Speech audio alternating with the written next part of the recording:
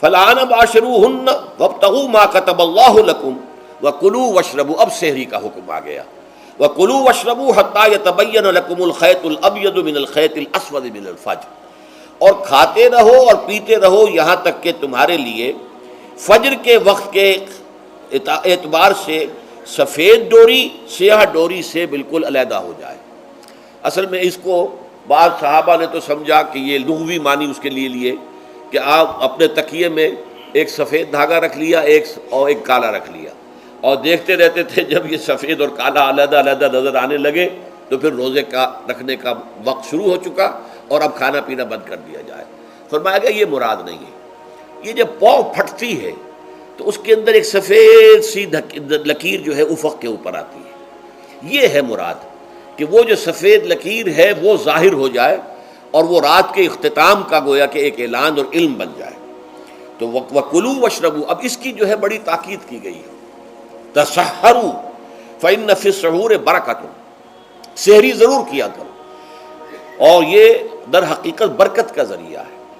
یہ بھی آپ نے فرمایا ہمارے اور یہود کے روزے کے مابین جو فرق ہے وہ سحری ہے۔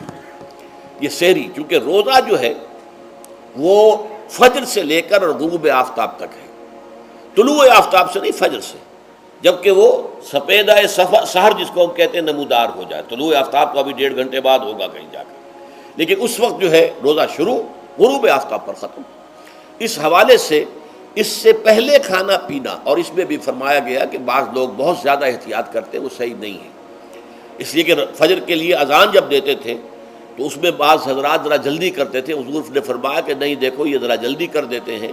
اگر تم میں سے کسی کے ہاتھ میں پیالہ ہے، ابھی وہ کچھ کھا رہا ہے، اذان ہو گئی ہے، تو وہ اپنا پیالہ پورا کر لے، اس میں بھی تشدد کی ضرورت نہیں۔ جیسے کہ اس سے پہلے ہم پڑھ چکے یسروا ولا تعسروا، یرید اللہ بکم الیسر ولا یرید بکم العسر، اللہ تمہارے ساتھ آسانی چاہتا ہے، سختی نہیں چاہتا۔ تو اسی طرح فرمایا وَكُلُوا وَاشْرَبُوا حَتَّى يَتَبَيَّنَ لَكُمُ الْخَيْطُ الْأَبْيَضُ مِنَ الْخَيْطِ الْأَسْوَدِ مِنَ الْفَجْرِ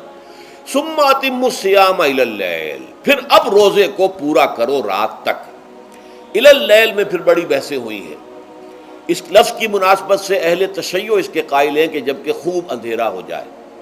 لیکن اہل سنت کا اجماع ہے کہ غروب آفتاب اس سے مراد ہے،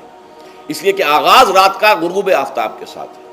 اور اس میں بھی احادیث کے اندر آیا ہے کہ تعجیل کرنی چاہیے۔ بعض لوگ وہی جو میں نے عرض کیا کہ تقویٰ کے تحت جو ہے، جیسے کہ سفر میں بھی روزے رکھتے ہیں،